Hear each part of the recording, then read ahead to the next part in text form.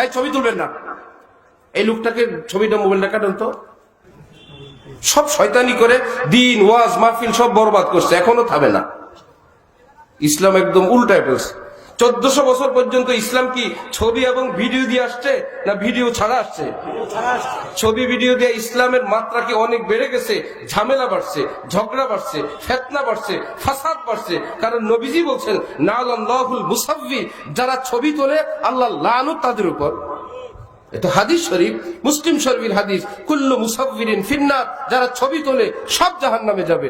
প্রয়োজন জরুরত, passport ID পরীক্ষা সেইখানে ইসলামে জায়েজ আছে, কিন্তু এই বলে তামাশার ছবি ইসলামে জায়েজ নাই। পৃথিবীর কেউ বলতে পারবে না। যে আলেমরা তোলেন তাদেরকে জিজ্ঞাসা করেন, যে আলেম ওলামারা তো বলে আল্লাহর কসম ছবি তোলা হারাম, হুজুর আপনি বলেন তো আল্লাহর কসম হালাল?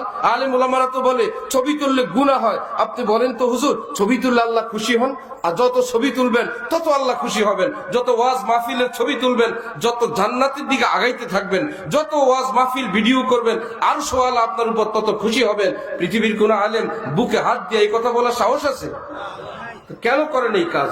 কিন্তু আমরা বলতে পারবো না উজু করলে আল্লাহ খুশি হন, দান করলে খুশি হন, জিকির করলে খুশি হন, তেলাওয়াত করলে খুশি হন, হজ উমরা করলে খুশি হন, পরোপকার করলে খুশি হন। আল্লাহর কসম করে বলা যাবে না, কারণ প্রত্যেকটা দলিল আছে, প্রত্যেকটা বিষয়। আবার কিছু হুজুররা আবার খুব কৌশলে বলে এটা নিয়ে ইখতিলাফ আছে।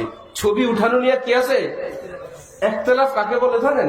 ইখতিলাফ বলে আমিন আস্তে বলা না জোরে বলা, এটা নিয়ে ইখতিলাফ আছে। কেন আস্তে বলা বলবে? আল্লাহর কসম হাদিস শরীফে আস্তে বলার কথা আছে।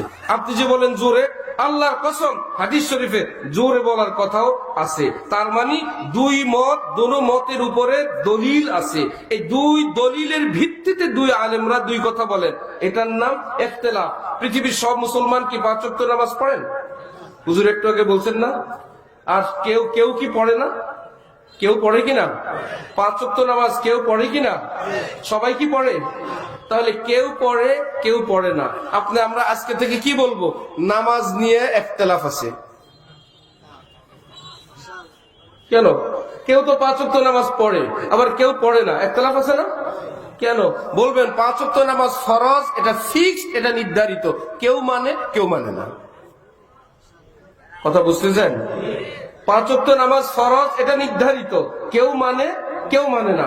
নারীদের জন্য পর্দা নির্ধারিত, কেউ মানে কেউ মানে না। এই জন্য বলবেন আখিরি যুগ, এখন একটু ছাড় দেওয়া দরকার। কি ব্যাপার? যে গরমকালে উজুর ফরজ 4টা, আর শীতকালে এই শীতের মধ্যে হাত পা ধোয়া মোটে নামাজ পড়ে না হুজুর, একটু কাটছাট করে যদি ফরজ কমায় দেওয়া যায়, হাত চেহারায় পানি দিতে হুজুর বহু কষ্ট, একটু ফরজ কমায় 2 ফরজ দিয়ে যদি ওজুটা দিয়ে দেয়, যেহেতু আখিরি যুগ কমানো, তাহলে কি কোন আলেম বলবেন যে নবীজি তো 4টা দিয়ে গেছিলেন, এখন 4 উজু ফরজের কারণে অনেক নামাজ পড়ে না। বিশেষ করে অনেক মহিলা যদি সাজুগুজু করে বেশি স্পেশাল, সে নামাজ পড়ে না। আমি উজু করলে আমার এই চেহারার সাজুগুজু নষ্ট হয়ে যাবে। সুতরাং একদম নামাজ বাদ যাওয়ার চেয়ে 3 ফরজ আদায় করেও যদি নামাজটা আদায় করে নিলেন, না পড়ার চেয়ে তো ভালো।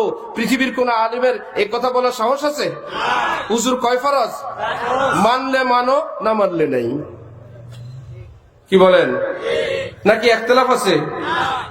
সুদ হারাম, হুজুর বলেন না ঘরে ঘরে সুদ, আর এই জন্য কি হালাল হয়ে যাবে?